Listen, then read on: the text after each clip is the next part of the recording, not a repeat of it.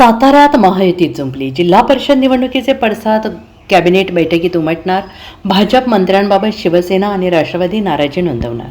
सातारा जिल्हा परिषदेमध्ये मोठ्या राजकीय घडामोडी घडल्या. स्थापनेनंतर प्रथमच सातारा जिल्हा परिषदेत भारतीय जनता पक्षाने सत्ता स्थापन करण्यात यश मिळवलेलं आहे.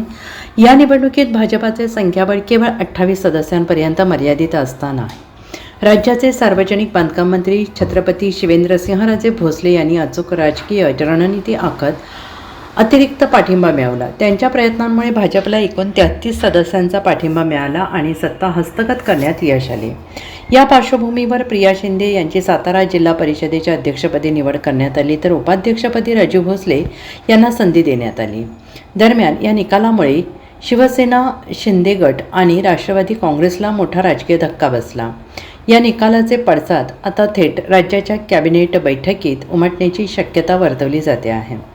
या निवडणुकीदरम्यान शिवसेना, शिंदे गट आणि राष्ट्रवादी काँग्रेस या दोन्ही पक्षांकडे स्पष्ट बहुमत असल्याचा दावा करण्यात येत होता. मात्र शेवटच्या क्षणी भाजपाने राजकीय डावपेच रचत काही सदस्यांना आपल्या बाजूला वळवले असा आरोप विरोधकांकडून करण्यात येतो आहे.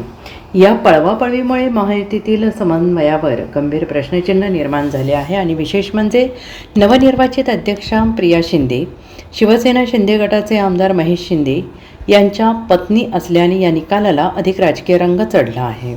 एका बाजूला भाजपचा विजय तर दुसऱ्या बाजूला शिवसेना आणि राष्ट्रवादीच्या नेत्यांमध्ये नाराजी, अशा दुहेरी परिस्थितीत साताऱ्यातील राजकारण तापलेलं आहे. Bureau report, SBN Marathi, Satara.